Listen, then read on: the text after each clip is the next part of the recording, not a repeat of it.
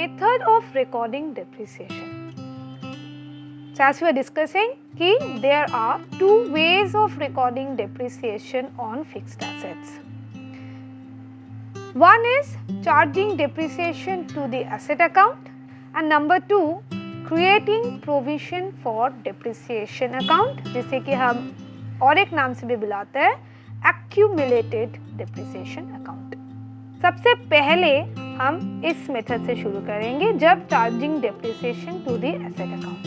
दो स्टेप्स होता है. एक, सबसे पहले we are charging depreciation from the cost of the asset. जो एसेट का जो कॉस्ट है उस एसेट के कॉस्ट पे हम डायरेक्टली डेप्रिसिएशन को चार्ज कर रहे हैं. और इसके बाद जो दूसरा स्टेप है, we are sending this depreciation to the profit and loss account. Every business has to transfer its total cost, total expenses and total whatever income to the profit and loss account at the end of the year in order to find its profit or loss. तो यहाँ पे ये एक depreciation एक expense है, तो हम इसे क्या करेंगे, इसे हम at the end of the year we will be sending it to profit and loss account. यहाँ तक समझ में आया? इसके बाद जिसके journal entries हैं उसे देखेंगे. इसके अंदर में जर्नल एंट्रीज शुरू होगा. When asset is purchased, when asset is purchased, इसका जर्नल एंट्री क्या होगा? सिंपली एसेट अकाउंट डेबिट होगा. वी नो कि एसेट आता है तो डेबिट टू बैंक और वेंडर अकाउंट. यहाँ पे हम इसे कैश भी लिख सकते हैं, ओके. बट नॉर्मली क्योंकि एसेट जो हम खरीदते हैं वो ज़्यादातर एक हाई अमाउंट का होता है, बड़ा अमाउंट का होता है, से 1 लाख 2 लाख 3 लाख, तो ज़्यादातर ये अमाउंट हम चेक के थ्रू पे करते हैं, इसीलिए हम तब टू बैंक अकाउंट लिखेंगे, ओके. अदरवाइज स्मॉल अमाउंट तो हम कैश में लिखते हैं. आइदर टू बैंक और कैश अकाउंट, और अगर हमने कैश या बैंक अकाउंट में नहीं खरीदा है तो हमने आइदर क्रेडिट परचेज किया है तो क्रेडिट परचेज करेंगे तो टू वेंडर अकाउंट, मतलब जिससे हमने बाकी में खरीदा है, क्रेडिट में खरीदा है, उस आदमी का नाम, टू वेंडर अकाउंट. फ्रेंड से अगर हम यहाँ पे एक छोटा सा एग्जांपल अगर मैं बताऊँ कि एग्जांपल कि मैंने एक प्लांट एंड मशीनरी खरीदा जो कि 5 लाख का, मैंने अगर एक प्लांट एंड मशीनरी अगर खरीदा है तो एसेट तो एंट्री क्या होगा? सिंपली यहाँ पे इसका कॉरस्पॉन्डिंग एंट्री भी देख लेते हैं. से प्लांट अकाउंट डेबिट कितना हो जाएगा? 5 लाख का, ओके. 5 लाख का से, ओके, मैंने यहाँ पे से बोला कि प्लांट हमने परचेज किया है, प्लांट परचेज से for rupees 5 lakh, okay, 5 lakh, okay. So plant account debit 5 lakh to other bank account होगा, और से एक्स लिमिटेड, अगर हमने से एक्स लिमिटेड से बाकी में खरीदा है सो 5 लाख हो गया.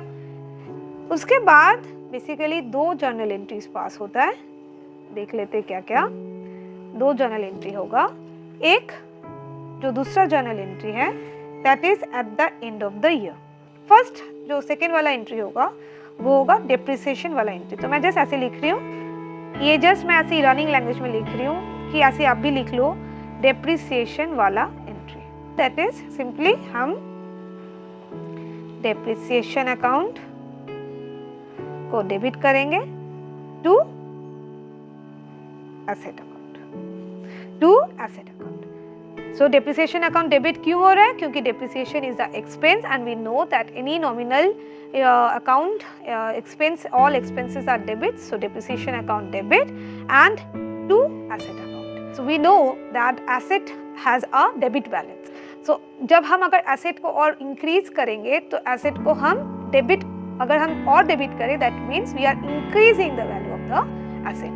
And जब हम asset को opposite करते हैं, जैसे एसेट को क्रेडिट करेंगे, यहाँ जैसे कि टू एसेट अकाउंट, मतलब we are crediting the asset account. इसका मतलब है कि हम एसेट की वैल्यू को क्या कर रहे हैं? रिड्यूस कर रहे हैं. सो इसका कॉरस्पॉन्डिंग एक एग्जांपल देख लेते हैं कि ये जो हमने 5 लाख का मशीन या प्लांट मशीन खरीदा था, से इसके ऊपर हमने स्ट्रेट लाइन मेथड के according to straight line method हमने इस पे एट द रेट ऑफ 5% हम डेप्रिसिएशन चार्ज कर रहे हैं. ओके, हम इसका एंट्री देंगे डेप्रिसिएशन. तो डेप्रिसिएशन अकाउंट कितना होगा? 5 लाख पे इसे और सिंपल कर देते से हमने इसको 10% लिया था, तो 5 लाख पे 10%, सो कितना डेप्रिसिएशन हो गया 50,000 टू प्लांट अकाउंट 50,000 हो गया। तो और एक एंट्री जो हम पास करेंगे वो है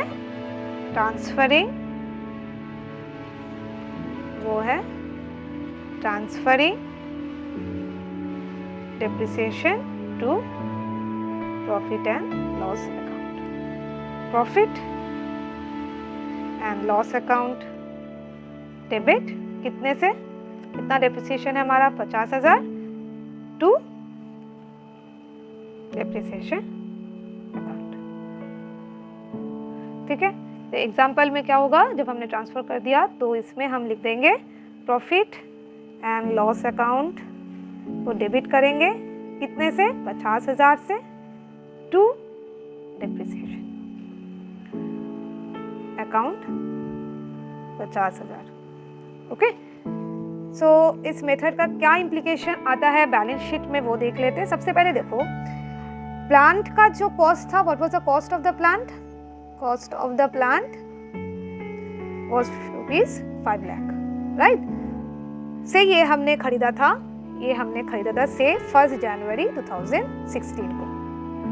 तो at the end of the year, so 1st January 2016, so at the end of the year, that is say 31st December 2016, हमने डेप्रिसिएशन इस पे चार्ज कर दिया था। दैट इज कितना आया डेप्रिसिएशन हमारा, that is at the rate of 10% following SLM method, so that is 50,000।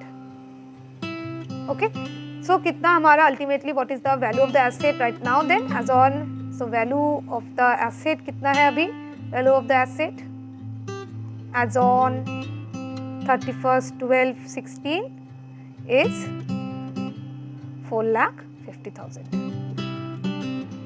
तो एसेट में इसका हम कैसे इसका शो करेंगे बैलेंस शीट में, सिंपली ये आ जाएगा प्लांट एंड मशीनरी 4,50,000। आप इसको इनसाइड कॉलम में दिखा सकते हो कि 5 लाख था, 5 लाख से डेप्रिसिएशन माइनस होने के बाद this value is 4,50,000। What we are doing is in the balance sheet, the value of the plant will be shown as its net value, as its net value. What is this net value? This net value is nothing but cost of the asset minus depreciation charge till